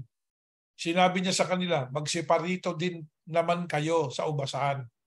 At nang dumating ang hapon, sinabi ng Panginoon ng ubasan sa kanyang katiwala, tawagin mo ang mga manggagawa at bayaran mo sila ng kaupahan sa kanila na mula sa mga huli hanggang sa mga una. Ayun, mapapansin nyo, binanggit po doon, bayaran mula sa mga huli hanggang sa mga una. Yan po ay tumutukoy sa mga manggagawa ng ubasan. Aha. Ano ho, mayroong iba doon, tumatrabaho talaga. Meron namang iba, pabalik-balik yung may-ari, abay nakikita'y nakatayo, walang ginagawa.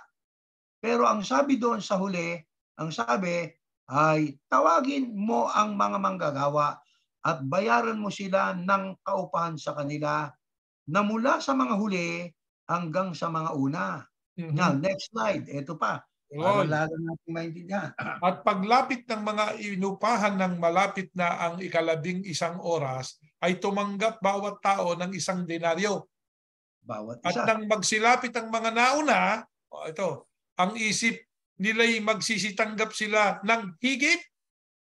Ayun. Oh. Kasi nauna nga sila eh. At sila'y nagsitanggap din bawat tao ng 1 denaryo. O pare-pareho. Ang tinanggap, di ba? At nang kanilang tanggapin ay nangagbulong-bulungan laban sa puno ng sambahayan na nangagsasabi, isa lamang oras na ang ginugol nitong mga huli. Sila'y ipinantay mo sa amin. Yun. Na aming binata ang hirap sa maghapon at ang init na nakasusunog. Datapot siya'y sumagot at sinabi sa isa sa kanila, kaibigan, hindi kita iniiring.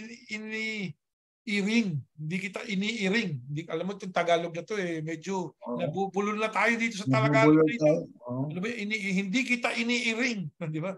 Hindi baga nakipagkayari ka. Eh yung nagsalin nito kapatid na Erning eh medyo Pilipit ng Tagalog eh, di ba? Di baga nakipagyari ka sa akin, o siguro ang sinabi, nakipag-ayos ka sa akin, di ba? Nakipagkasundo, yeah. Nakipagkasundo ka sa akin sa 1 denaryo. Kunin mo ang ganang iyo at humayo ka sa iyong lakad. Kasi yun ang usapan sa simula pa lang eh. Yeah. Ang ibabayad sa kanila 1 denaryo, di ba? 1 denaryo. Ibig kong bigyan itong huli ng gaya rin sa iyo. Hindi baga matuwid sa aking gawin ang ibig ko, sa aking pag-aari, o masama ang mata mo? Sapagkat ako'y mabuti. Kaya't ang mga unay nangahuhuli at ang mga huli mga uuna. Yun ang ibig sabihin nun. Ibig sabihin, yung una ka man dumating, huli ka man dumating, isa lang ang bayad sa inyo. Ha? 1 denaryo. Tama. Nagreklamo kasi. Hindi yan yung pinromote, brother. Yeah. Saan ba nila pinulot yung pinromote? Naunahan yung nauuna daw ng huli. Yeah. Di ba? Kaya diyan po, nagreklamo yung mga nagtrabaho talaga, maghapon pa eh. Bakit anong inireklamo? Yung iba hindi nagtrabaho pero pareho ang tinanggap eh. 1 denaryo. Ang tanong, ano po ang moral lesson na ating matututunan diyan po sa talinghagang yan? Batay sa mensahe ng talata, lahat ng sumasampalataya na tunay, gaano man katagal o kahirap ang kanilang pinagtrabahuhan habang sila'y naglilingkod, may dumating na huli, pareho lang po gantimpala. Buhay na walang hanggan. Sino halimbawa po niya? Ito, ang halimbawa niya.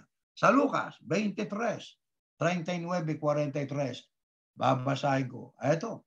At meron naman sa itaas niya na isang pamagat. Ito'y ang hari ng mga Hudyo at siya'y inalipusta ng isa sa mga tampalasang nabibitin na sinasabi, hindi ba ikaw ang Kristo? Iligtas mo ang iyong sarili at kami. Datapwat, sumagot ang isa. At pagsaway sa kanya'y sinabi, hindi ka pa baga natatakot sa Diyos? Yamang ikaw ay nasa gayon ding kaparusahan? At tayo sa katotohanan ay ayon sa katwiran sapagkat tinanggap natin ang nararapat na kabayaran sa ating mga gawa. Datapat ang taong ito'y hindi gumagawa ng anumang masama. At sinabi ni Yahushua, alalahanin mo ako. Sinabi niya, Yahushua, alalahanin mo ako pagdating mo sa iyong kaharian. At sinabi niya sa kanya, katotohanang sinasabi ko sa iyo, ngayon ay kakasamahin kita sa paraiso. Sino ang halimbawa na huli? Pero ang tatanggapin niya ay katumbas din ng mga naunang naglingkod sa kanya. Namely, halimbawa, itong si Timoteo na alagad ng ating Panginoong Yahushua. Matagal siyang naglingkod. Pero itong isa sa mga magnanakaw na kumilala at ipinagtanggol ang Panginoong Yahushua sa isa pang magnanakaw. Tayo ang wikang dalawa ay dapat lang dito sapagkat dapat lang tayong parusahan sapagkat tayo nagkasala. Pero itong taong ito hindi nagkasala. Panginoon, alalahanin mo ko. Pinangakuan ng tagapagligtas na maliligtas. Ano yan? Konting panahon, konting sandali, di maikling pagkakataon, pero siya po ay sumampalataya, kumilala kay Yahushua, humingi ng kapatawaran, at siya po ay nagsisi. Ang kanyang matatanggap kapatid na biyaya ay katumbas din ng matatanggap ni Timoteo na matagal nang naglingkod kay Yahushua. Ano yon? Buhay na walang hanggan. Kasi ayun pa isang ituwid natin sa 43 at sinabi niya sa kanya, katotohanan ang sinasabi ko sa iyo. Naglagay ng koma Ngayon ay kakasamahin kita sa paraiso. Mali yan. Yung koma doon dapat sa ngayon, pagkatapos ng ngayon. At sinasabi ko sa kanya, katotohanan ang sinasabi ko sa iyo ngayon ay kakasamahin kita sa paraiso. Sinasabi ko sa iyo ngayon, kakasamahin kita sa paraiso. Hindi ngayon sila ngayon kinasama kasi hindi naman kasama ni Yahushua nung pumalik siya. Hindi pa. So nililiwanag lang natin Kaya yan pong mga pinag-aralan natin na ginagamit ng ibang mga relihiyon na para ipakita yung kanilang di umano ay napakagagaling sa Biblia. Yan yung na napakahusay sa Biblia na sila lamang ang sabi nga ang may karapatan na mangaral ng Biblia. Sila ang otoridad sa pangangaral ng Biblia. Pagka pinagtatanong mo, hindi na makasagot Di ba? Katulad niyan, bakit anya merong bata pa, ayan lang gagamitin mong talata. Mali pagkagamit mo, brother. Sapagkat yan, ang tinutukoy diyan, hindi yan yung naunang na-promote sa iyo, hindi. Hindi yan ang pinag-uusapan diyan.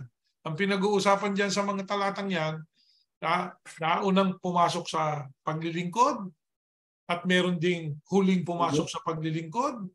Iisa lang ang tatanggapin. Sabi nga doon sa parabola ng Panginoong Yahushua, ordinaryo lang. Gumawa kayo pare-pareho. Yung iba maraming ginawa, yung iba walang ginawa.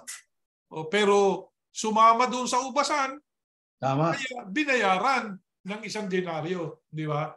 Ganun lang yan Yan ang sinasabi niya. Yan ang problema, kapatid na Erning.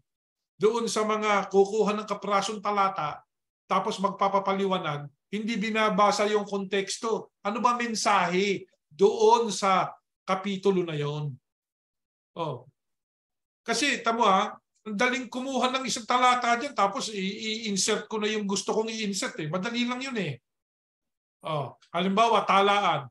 Ito, nakakita ko, tali. Pag tinalian kita, tatalian ka rin sa langit. Ba? Mali yata Bakit? Hindi naman yun ang mensahe doon Ang mensahe doon, pagka nagkakaroon ng kasalanan ng kapatid mo sa iyo, nagkakagulo, tapos pinipilinan yung mga nangunguna, o ano pahihintulot nyo sa lupa, yung pinahintulot na sa langit. Yung ipinagbabawal nyo sa lupa, yung pinagbawal na sa langit. Yun yun. Hindi yun yung tinatala nyo sa lupa, tinatala sa langit. Wala nun. Wala nun sa Biblia. Ngayon, diyan natin hinahamon. Yung mga nagtuturong talaan daw yun. Paliwanag nyo. Paliwanag nyo. Basahin ninyo. Isabihin nyo sa tao sapagkat kami, hindi kami titigil ng pagpuna dyan. Bakit? Ito yung movement, sabi nga, na nagpapatuloy sa pakikipagbaka laban sa maling aral. Ha? Pag mali ang aral, pupunahin. Yan. Nagkataon, diyan kami galing. Hindi namin gustong bumalik dyan, pero kailangan namin punahin. Parang ang kapatid na Felix Manalo, di po ba kapatid na Erning? Si kapatid na Felix Manalo, dating Katoliko.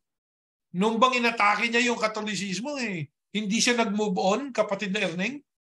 Ay, naku, nag-move on siya. Nag-move on. Yeah. Merong utak yung iba. Ewan ko kung saan napulot yun, na kapag binalikan mo yung dati mong pananampalataya at kinwestiyon mo, hindi ka raw makamove on. Hindi ba? Mag-isip kayo. Ang moving on means move on, keep on fighting. Ayan lang yan But if you don't want to attack them anymore, you stop fighting, it means you did not move on. Yan ang ibig sabihin niya. Naging stagnant ka. Nag-stagnant ka na.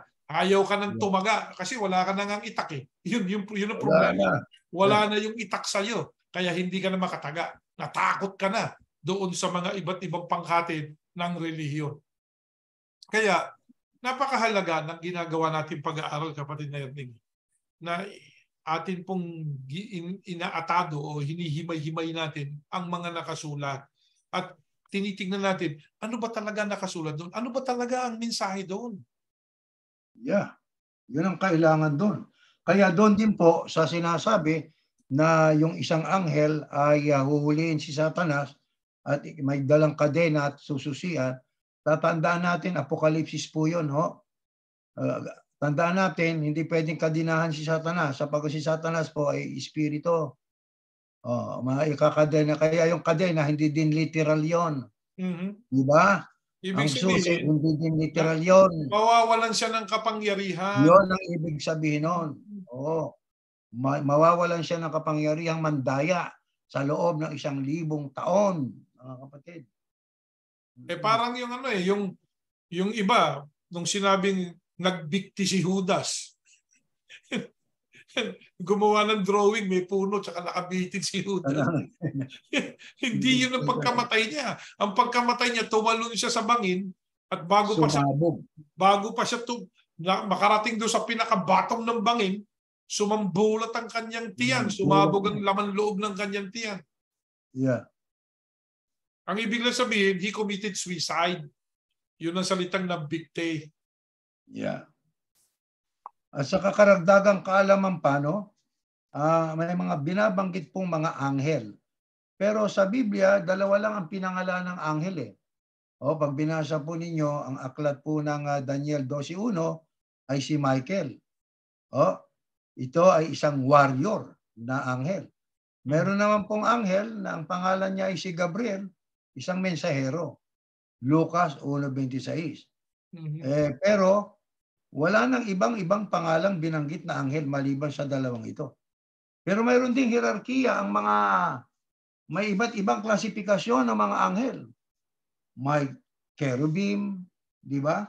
Meron tayong mababasang ganyan Marami po yan Meron pong archangel. Marami tayong mababasang gano'n.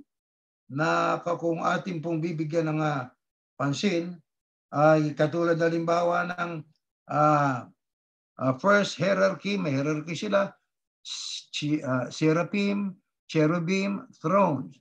Second hierarchy, powers, dominions, principalities.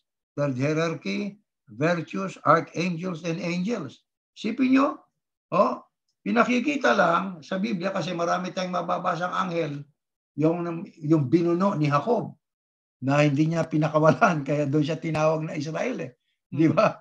Anghel din yan Kaya, para lang lumawak ang kaalaman natin, pero mayroon din namang anghel na sugo ng Diyos na ang gagawin, ipangangaral ang dalisay na ebanghelyo. Mga Hindi para kapatid, magtatag ng iglesia, no? Sapagkat ang iglesia ay tinatag ni Yahusha. tama. Kaya yan ang isa sa mga dapat na maintindihan natin, hindi tayo magtatatag ng iglesia sapagkat ang iglesia itinatag na ni Yahusha noon pa. Yung Tama. iglesia, yan ay isa sa mga kilusan. Yan ay kilusan, I should say, na itinatag ni Yahusha. Kaya pagka ang pananampalataya mo, may kasamang gawa, may kasamang kilos, kasama ka dun sa kilusan. Tama. Ngayon, yung pong tinatawa ang si Satanas ay tinatawag ding matandang ahas at dragon, di ba?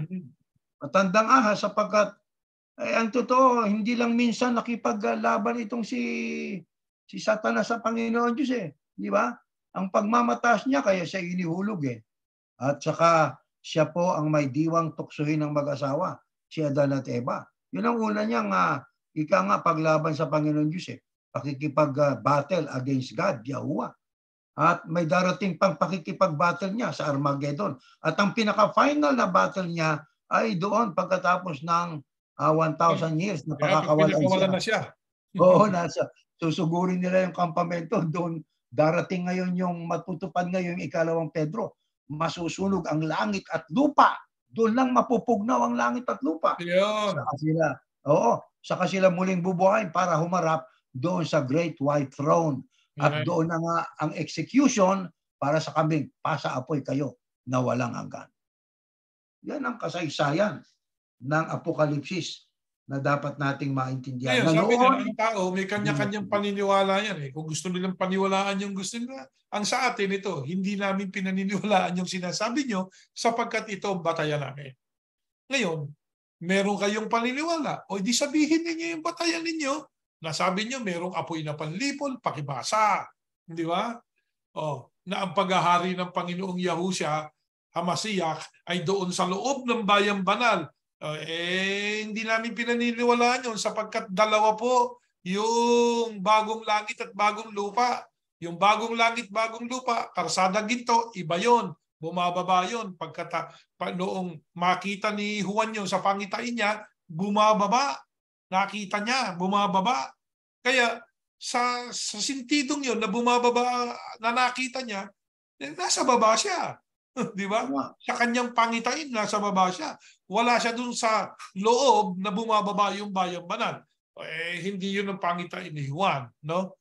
So, kaya hindi namin, tapos binasa namin sa inyo kanina, yung nasa Isaias, no? Na nakasulat doon, gagawaan Diyos ng bagong langit at mga bagong langit at bagong lupa. Gagawa rin siya. Doon sa bagong langit, bagong lupa, wala nang ipanganganak na sanggol na mamamatay. So, pag may pinapanganak, hindi merong mag-asawa.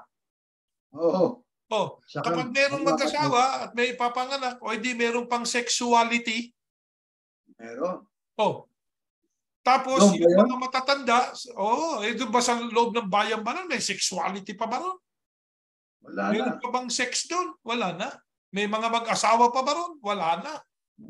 Hindi ba? Kaya, yun ang kulang na hindi naapuhap natin noon nung tayo Iglesia pa ni Cristo. Ang alam natin, isa lang yung bayang banal. Hindi, mayroong bagong, yung bayang banal na yung bagong langit, bagong lupa, yung bagong Jerusalem na yun na yung ginto ang karsada. Mayroon pang iba na may mga damo, may mga hayop, di ba? Na yung leon, yung merong kumakain na ng damo kasama, may mga cobra. Kung saan ito yung lupang ito Una siyempre, wala pa naman doon nung panahon na hinuhulaan niya, kapatid na Erning. Hindi pa naman alam ni Isaias yung tawag doon sa lumilipad na may machine. Hindi niya naman alam eroplano tawag doon Yeah. So meron pa ring eroplano. Meron pa rin mga nagta-travel. Di ba? Yan lang yan. Diyan sa Millennial Kingdom, kung ano tong nakikita nyo, ganito rin. Ganito rin, pero ang kaibahan, ang rule, ang batas, naiiba. Kamay na bakal. Kamay na bakal. Ang Diyos ang naghahari sa pamamagitan ni Yahusha. Siya yung hari ng mga hari. Kung sa bayang banal yun, sino pa yung mga haring kasama doon ni Yahusha? Yun ang Siya tanong. ng mga hari. Mga hari, isa lang ang haring nandoon, ang Panginoong Yahuwah. So yung hari ng mga hari, nandito sa lupa yon. Mga presidente yan, o mga kings, o mga queens, o mga tinatawag nating, ano ba itong tawag dito sa Canada? May mga prime minister. Prime minister. Yan. Yan ang paghaharian ni Yahusha. Mga hari siya ng mga hari. Panginoon ng mga Panginoon. Dito sa lupa yan. That's what makes sense. Yung sinasabi natin noon, nung tayo Iglesia pa ni Cristo, doon sa bayan banal, it doesn't make sense. It doesn't sound logical. Illogical yung sinasabi natin noon nung tayo, kapatid na Erning, ministro pa ng Iglesia ni Cristo. At yung mga Iglesia ni Cristo ngayong ministro, ang sinasabi nila, the same illogical things that we said when we were with them. Tama. Nakita nyo? Kaya napakaganda ng ginagawa natin pag-aaral. Sana nga makumbinsi yung mga ministrong kasama natin, yung mga ministro ng Iglesia ni Cristo. Huwag kayong basta naniniwala dyan sa nagsasabi sa inyo, ito tama, dahil ako sugo. Dahil ako nilagay ng Diyos. Teka muna, magsiyasat. O, di ba? Magsiyasat. Alaming mabuti bago sampalatayanan. Tuklasin nyo, basahin nyo. Ito, babasa natin. Meron pang ibang katwiran yung ibang mga ministro. Pag hindi niya tinuro ng sugo, hindi niya tama yon. Kahit itinuro ni Yahusha, hindi na tama. Kahit na isinulat ng mga propeta, kahit na sinulat ng mga apostol, baliwala na dahil hindi itinuro ni kapatid na Felix Manalo. Si kapatid na Felix Manalo, sugo. Merong pinagawa ng Diyos sa kanya. Specific ang ipinagawa ng Diyos sa kanya. Pero hindi lahat sa kanya ipapagawa. Tama. Kung lahat ay pagagawa sa kanya, dapat ay buhay pa siya hanggang ngayon. Exactly. Kaso, nawala na siya noong 1963. Ibig ba sabihin wala nang ipapagawa ang Diyos, wala nang gustong malaman, wala nang gustong ipaalam ang Diyos sa tao? Mali po yun. Hanggat may langit at lupa, patuloy po ang kaalaman ng Diyos. Ipalalaganap na. Kaya kayo po, ikayat namin kayo, magsaliksik kayo. Hindi namin sinasabing paniwalaan nyo to. Ang sinasabi namin ay, siyasatin nyo ito. Itong aming binasa sa inyo. Kaya hindi namin pinaniniwalaan yung dati namin itinuturo dyan sa Iglesia ni Cristo. Sapagkat napakaraming butas butas-butas na argumento Di ba? Dinadaan lang ng mga ministro dyan sa pasigaw-sigaw, di ba? Patawa-tawa, mga pagrego-grego, pa-ebre-ebreo, ayan, ganyan. Merong mga babanat pa na ad hominem, argumentum ad hominem. Kayo yun Ginagawa nila yun. Yung pag naipit mo na, personaling ka na. Di ba? Yeah. Personal. Huwag tayo mag-usap sa personal na pagkatao. Sapagkat lahat tayo, hindi perpekto. Ang pag-usapan natin, doktrina. Yung tinuturo niyong doktrina, biblical ba? Sensical ba? Logical ba? Tingnan nga natin. Nung siyasatin po natin, kapatid na Erning, illogical Yeah.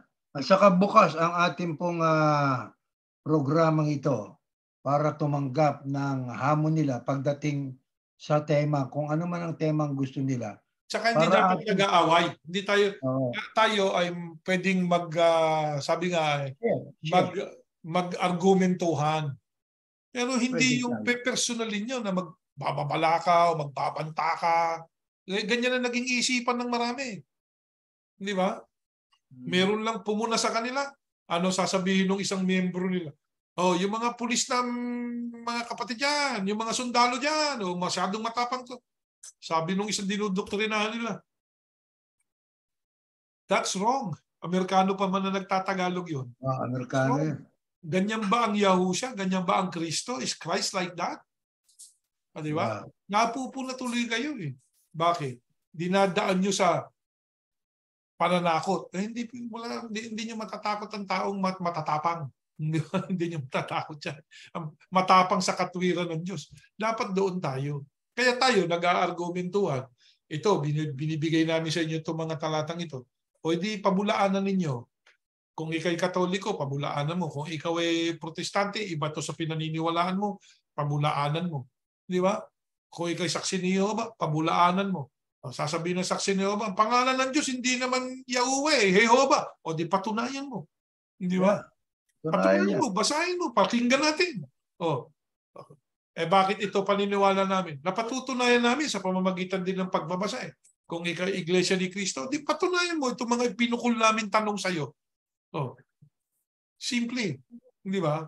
Hindi tayo dapat mag-away-away, kundi educated, sabi nga, magkaroon tayo ng delikadesa na tayo ay nag-aaral ng, sabi nga nung isang kasama natin, kapatid na Erning, kailangan anya intelihente na pagsasalita.